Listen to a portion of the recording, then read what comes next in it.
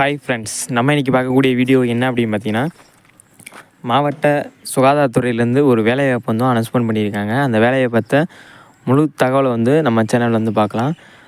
எப்படி இந்த வேலைக்கு வந்து அப்ளை பண்ணுறது, ஸோ நோட்டிஃபிகேஷனில் வந்து என்ன கொடுத்துருக்காங்க, லாஸ்ட் டேட் எப்போது, அப்ளை பண்ணுறதுக்கு நம்ம என்ன செய்யணும், அப்ளை பண்ணுறதுக்கு என்ன டாக்குமெண்ட்லாம் தேவைப்படும், எல்லாமே வந்து A to Z எல்லாமே வந்து பார்க்கலாம். ஸோ வீடியோ வந்து ஸ்கிப் பண்ணாமல் முழுமையாக பாருங்கள் ஃப்ரெண்ட்ஸ். அப்போ தான் நம்ம வீடியோ சொல்லக்கூடிய விஷயங்கள் எல்லாமே உங்களுக்கு வந்து புரியும். ஸ்கிப் பண்ணி பார்த்தீங்க அப்படின்னா அட்ரஸ் இதில் எதுலையாச்சும் ஒரு சேஞ்சஸ் இருந்துச்சுனாலும் உங்களுக்கு வந்து புரியாமல் போயிடும். ஸோ வீடியோ வந்து ஸ்கிப் பண்ணாமல் முழுமையாக பாருங்கள்.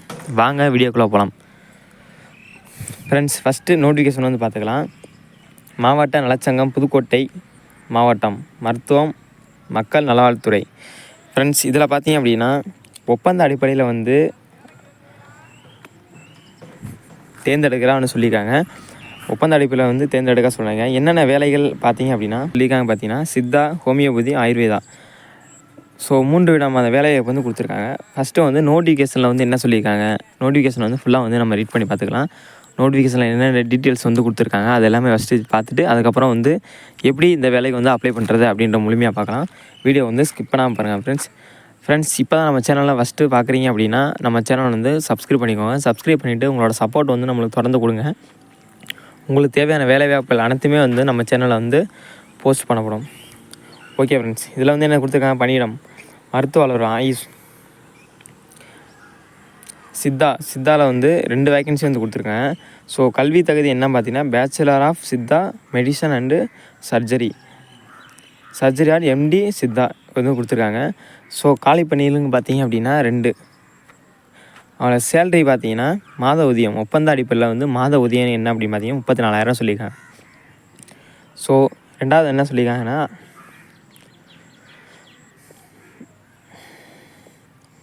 மருந்து வழங்குபவர்.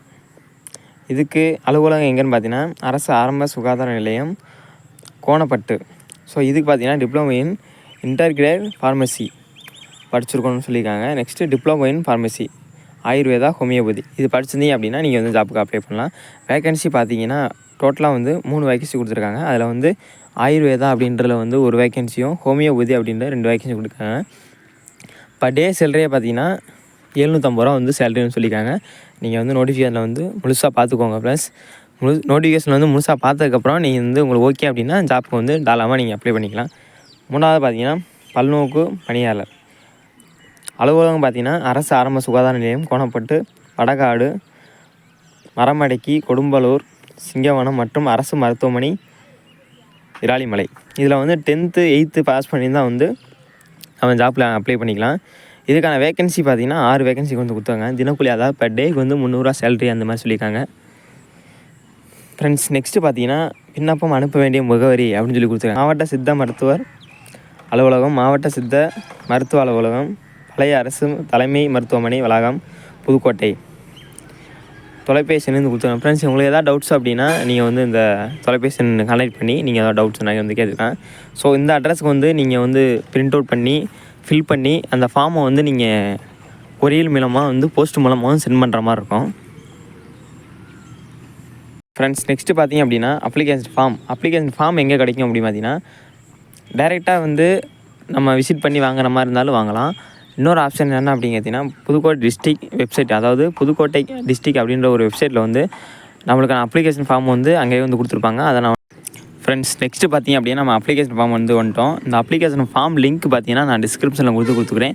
நீங்கள் எங்கேயும் போய் வெப்சைட்டில் வந்து தேடணும் அப்படின்ற எந்த ஒரு அவசியமே கிடையாது ஃப்ரெண்ட்ஸ். டேரெக்டாக வந்து நாங்கள் டிஸ்கிரிப்ஷனில் வந்து அப்ளிகேஷன் ஃபார்ம் சொல்லி கொடுத்துருப்பேன். அதை கிளிக் பண்ணிங்க அப்படின்னா நீங்கள் வந்து இந்த பேஜுக்கு வந்து வந்துடலாம். வந்ததுக்கப்புறம் உங்களோட அப்ளிகேஷன் ஃபார்ம் வந்து டவுன்லோட் பண்ணிக்கோங்க. டவுன்லோட் பண்ணதுக்கப்புறம் கரெக்டான அப்ளிகேஷன் ஃபார்ம் தானா அப்படின்னு ஒன்று செக் பண்ணிக்கோங்க. செக் பண்ணதுக்கப்புறம் இதில் பார்த்தீங்கன்னா நீங்கள் வந்து எந்த ஜாப்புக்கு வந்து நீங்கள் அப்ளை பண்ணுறீங்க அப்படின்றத வந்து மேலே வந்து ரெட் கலர் பாக்ஸ் இருக்குது ஃப்ரெண்ட்ஸ், அதில் வந்து நீங்கள் டிக் பண்ணிக்கோங்க. நெக்ஸ்ட்டு பார்த்தீங்கன்னா ரீசெண்ட் பாஸ்போர்ட் சைஸ் ஃபோட்டோ, அதாவது உங்களோட பாஸ்போர்ட் சைஸ் ஃபோட்டோ வந்து ரீசெண்டாக இப்போ எடுத்த பாஸ்போர்ட் சைஸ் ஃபோட்டோ வந்து நீங்கள் இதில் வந்து ஒட்டிக்கோங்க. நெக்ஸ்ட்டு பார்த்தீங்கன்னா விண்ணப்பதாரரின் பெயர், அதாவது 10th, அதாவது நீங்கள் 10th ப்ளஸ் டிப்ளமோ டிகிரி படிச்சிருப்பீங்க, அதோட சர்டிஃபிகேட்டில் வந்து என்ன டீட்டெயில்ஸ் கொடுத்துருக்காங்களோ அதான் ஃப்ரெண்ட்ஸ் ஃபில் பண்ணணும். அப்போ தான் வந்து ஈஸியாக வந்து அவங்க எடுத்துக்குவாங்க அப்ளிகேஷன் ஃபார்மில். விண்ணப்பதாரரின் பெயர், நெக்ஸ்ட்டு தகப்பனார் கணவர் பெயர், 3வது பார்த்தீங்கன்னா பிறந்த தேதி, 4வது வயது, 5வது கல்வி தகுதி. சான்றிதழுடன். அதாவது நீங்கள் என்ன குவாலிஃபிகேஷன் கொடுக்குறீங்களோ அதுக்கேற்ற மாதிரி இப்போ 10th எக்ஸாமில் பார்த்தீங்கன்னா 10th கொடுக்குறீங்க அப்படின்னா 10த்துக்கான சர்டிஃபிகேட் கண்டிப்பாக இருக்கணும். டிகிரி கொடுக்குறீங்க அப்படின்னா டிகிரிக்கான சர்டிஃபிகேட் கண்டிப்பாக இருக்கும். நான் வந்து ஒரு எக்ஸாம்பிள் தான் ஃப்ரெண்ட்ஸ் சொல்லியிருக்கேன். நீங்கள் வந்து என்ன குவாலிஃபிகேஷனோ, அதாவது நோட்டிஃபிகேஷனில் வந்து என்ன குவாலிஃபிகேஷன் கேட்டிருக்காங்களோ அதுக்கேற்ற மாதிரி நீங்கள் ஃபில் பண்ணிக்கோங்க. நெக்ஸ்ட்டு ஆதார் எண், அதாவது ஆதார் நம்பர் கொடுக்குறீங்க அப்படின்னா அதுக்கான ஜெராக்ஸ் வந்து நீங்கள் கண்டிப்பாக வைக்கணும். நெக்ஸ்ட்டு பார்த்தீங்கன்னா ஜாதி சான்று நீங்கள் ஜாதி சான்று கொடுக்குறீங்க அப்படின்னா சர்டிஃபிகேட், அதாவது ஜெராக்ஸ், அதோட கூட ஜெராக்ஸ் ஒன்று கொடுக்கணும். ஸோ சர்டிஃபிகேட் நம்பர் அப்படின்ற மாதிரி கொடுத்துக்கோங்க. நெக்ஸ்ட்டு தற்போதைய வீட்டு முகவரி, உங்களோட கரண்ட் அட்ரஸ் என்ன அப்படின்னு கேட்டிருக்காங்க. நிரந்தர வீட்டு முகவரி, அதை வந்து நீங்கள் உங்களோட பர்மனெண்ட் அட்ரஸ் என்னவோ அதை வந்து நீங்கள் கொடுத்துங்க. நெக்ஸ்ட்டு முன் அனுபவம் எதுவும் இருக்கா, முன் அனுபவம் இருந்துச்சு அப்படின்னா அதுக்கான சான்றிதழ் வந்து கண்டிப்பாக வைக்கணும்னு சொல்லியிருக்காங்க. முன் அனுபவம் சான்றிதழ் நகல் இணைக்கப்பட வேண்டும். அதாவது எக்ஸ்பீரியன்ஸ் இருந்துச்சு அப்படின்னா அதுக்கான சர்டிஃபிகேட் வந்து வைக்கணும்னு சொல்லியிருக்காங்க ஃப்ரெண்ட்ஸ். நெக்ஸ்ட்டு மின்னஞ்சல் முறை, உங்களோட இமெயில் ஐடி, அதாவது நீங்கள் ப்ராப்பராக ரெகுலராக யூஸ் பண்ணுற இமெயில் ஐடியை வந்து நீங்கள் கொடுத்துக்கோங்க. நெக்ஸ்ட்டு பார்த்தீங்கன்னா தொலைபேசி எண், உங்களோட ஃபோன் நம்பர் வந்து நீங்கள் கொடுத்துக்கோங்க. கீழே வந்து ஒரு இம்பார்ட்டன்ட் நோட் ஒன்று கொடுத்துருக்காங்க. என்னென்னா, பின்பக்கம் அறிவிக்கப்பட்டுள்ள விவரங்கள் அடிப்படையில் தேவையான அனைத்து சான்றிதழ்களும் நகல்களை இத்துடன் சமர்ப்பிக்கும் அப்படின்னு சொல்லியிருக்காங்க. அதாவது இது கொடுத்துருக்க டீட்டெயில்ஸ் எல்லாமே வந்து கல்வி சான்று, ஆதார் அட்டை, ப்ளஸ் ஜாதி சான்று, தற்போதைய வீட்டு முகவரி, அட்ரஸ்ஸு, எக்ஸ்பீரியன்ஸ் சர்டிஃபிகேட்ஸ் எல்லாமே வந்து ஜெராக்ஸ் வந்து அப்ளிகேஷன் ஃபார்ம் கூட அட்டாச் பண்ணி அனுப்பணும், அந்த மாதிரி சொல்லியிருக்காங்க ஃப்ரெண்ட்ஸ். கீழே பார்த்தீங்கன்னா விண்ணப்பதாரன் கையொப்பம் அப்படின்னு சொல்லி உங்களோட சிக்னேச்சர் வந்து கொடுத்துக்கோங்க ஃப்ரெண்ட்ஸ். உங்களோட அப்ளிகேஷன் ஃபார்ம் கூட அட்டாச் பண்ணி அனுப்பக்கூடிய சர்டிஃபிகேட்ஸ் டீட்டெயில்ஸ்லாம் கொடுத்துருக்காங்க. அதை ஒன்று நம்ம பார்த்துக்கலாம். கீழ்காணும் ஆவணங்களின் சுய சான்றிதழ் பெற்ற 2 நகல்களை விண்ணப்பத்துடன் இணைத்து அனுப்புவோம் அப்படின்னு சொல்லி கொடுத்துருக்காங்க.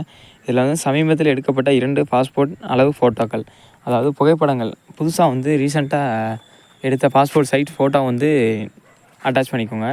நெக்ஸ்ட்டு பிறந்த தேதிக்கான ஆதாரம், நீங்கள் டேட் ஆஃப் பர்த்துக்கான ஆதாரம், அதாவது பிறப்பு சான்றிதழ், 10ஆம் வகுப்பு சான்றிதழ், 12ஆம் வகுப்பு சான்றிதழ், இதில் ஏதாவது வந்து நீங்கள் அட்டாச் பண்ணிக்கலாம்.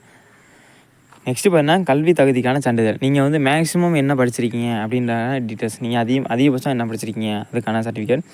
4வது ஜாதி சான்றிதழ். 5வது கவுன்சிலிங் பதிவு செய்த சான்றிதழ், அதாவது நீங்கள் கவுன்சிலிங் போயிருப்பீங்க அதுக்கான சர்டிஃபிகேட்ஸ். நெக்ஸ்ட்டு தமிழ் வழியை பயின்றதுக்கான சான்றிதழ், நீங்கள் 10ஆம் வகுப்பு 12ஆம் வகுப்பு அது தமிழ் வழியை படிச்சிருக்கீங்க அப்படின்னா அதுக்கான சர்டிஃபிகேட் வந்து நீங்கள் அட்டாச் பண்ணி அனுப்பணும். நெக்ஸ்ட்டு பார்த்தீங்கன்னா இருப்பிடச் சான்றிதழ், இவற்றில் ஏதேனும் ஒன்று. இருப்பிடச் சான்றிதழ் இதில் ஏதாவது ஒன்று, ஆதார் அட்டை, குடும்ப அட்டை, பேன் கார்டு, வாக்காளர் அட்டை, இதில் ஏதாவது ஒன்று நீங்கள் கொடுத்துக்கலாம். நெக்ஸ்ட்டு பார்த்தீங்கன்னா குரூப் ஏ அல்லது பி அளவில் உள்ள அரசு அலுவலரால் வாங்கப்பட்ட நன்னடத்தை சான்று, அது நன்னடத்தை சான்று வந்து அரசு அலுவலராக வாங்கப்பட்ட நன்னடத்தை சான்று வந்து நீங்கள் வாங்கி இதை கூட வந்து அட்டாச் பண்ணிக்கலாம். நெக்ஸ்ட்டு கல்வி பயின்ற நிறுவனத்தின் தலைமை அதிகாரியாக வழங்கப்பட்ட நன்னடத்தை சான்று. நெக்ஸ்ட் 10ஆம் பாயிண்ட் பார்த்தீங்கன்னா மாற்றுத்திறனாளியாக இருப்பின் ஒரு வட்டார மருத்துவ அலுவலரால் இந்த பணிக்கு இவரது உடல்நிலை தகுதி பெற்றது என பரிசோதனை செய்து வழங்கப்பட்ட சான்றிதழ். மாற்றுத்திறனாளியாக இருந்தீங்க அப்படின்னா அதுக்கான சான்றிதழ் வந்து நீங்கள் அட்டாச் பண்ணணும் ஃப்ரெண்ட்ஸ். நெக்ஸ்ட் பார்த்தீங்கன்னா முன் அனுபவ சான்றிதழ், ஏதாவது இதுக்கு முன்னாடி எக்ஸ்பீரியன்ஸ் ஏதாவது இருந்துச்சுன்னா கண்டிப்பாக சர்டிஃபிகேட் வந்து கொடுத்துருப்பாங்க, அதுக்கான சர்டிஃபிகேட் வந்து நீங்கள் அட்டாச் பண்ணிடணும். நெக்ஸ்ட்டு பார்த்தீங்கன்னா ஆட்சேபனை இல்லா சான்றிதழ், அது நோ அப்ஜெக்ஷன் சொல்லுவாங்க, ஆட்சேபனை இல்லா சர்டிஃபிகேட் அப்படின்னு சொல்லுவாங்க, நோ அப்ஜெக்ஷன் சர்டிஃபிகேட். அது தேவை இருப்பின் மட்டும் அதை இருந்துச்சு அப்படின்னா நீங்கள் வந்து கொடுத்துக்கலாம், இல்லைன்னா மேக்ஸிமம் யார்ட்டையும் இருக்காது, ஸோ அதை கூட விட்டுருங்க. வேறு ஏதேனும் பணிக்கான சிறப்பு சான்றிதழ், வேறு ஏதாவது உங்கள்கிட்ட எக்ஸ்ட்ரா கரிக்குலர் ஆக்டிவிட்டீஸ்னு சொல்லுவாங்க, உங்கள்கிட்ட வேறு ஏதாவது சர்டிஃபிகேட் இருந்துச்சு அப்படின்னா நீங்கள் வந்து அதையுமே நீங்கள் வந்து கூட வந்து அனுப்பலாம். ஏதாவது கம்ப்யூட்டர் கோர்ஸு, வேறு ஏதாவது எக்ஸ்ட்ரா படிச்சிருந்தீங்க அப்படின்னா, இது இல்லாமல் இந்த சர்டிஃபிகேட் இல்லாமல் எக்ஸ்ட்ரா எதுவும் படிச்சிருந்தீங்க அப்படின்னா அதையும் சேர்த்து நீங்கள் அட்டாச் பண்ணி அனுப்பலாம் ஃப்ரெண்ட்ஸ். இதுக்கான லாஸ்ட் டேட் பார்த்தீங்கன்னா 18/7/2024. அந்த டேட்டுக்குள்ளே வந்து உங்களோட அப்ளிகேஷன் ஃபார்ம் அவங்க கைக்கு போகிற மாதிரி நீங்கள் வந்து சென்ட் பண்ணிங்க. ஓகே ஃப்ரெண்ட்ஸ், வீடியோ வந்து அவ்வளோதான். இந்த வீடியோவில் வந்து எதுவும் டவுட்ஸ் இருந்துச்சு அப்படின்னா நீங்கள் வந்து கமெண்ட் பண்ணுங்கள், அதுக்கான பதிலை வந்து நான் உடனுக்குடன் உங்களுக்கு வந்து சொல்கிறேன். ஸோ இந்த வீடியோ பிடிச்சிருந்து அப்படின்னா லைக் பண்ணுங்கள், ஷேர் பண்ணுங்கள், கமெண்ட் பண்ணுங்கள், நம்ம சேனலை வந்து மறக்காமல் சப்ஸ்கிரைப் பண்ணுங்கள். தேங்க்யூ.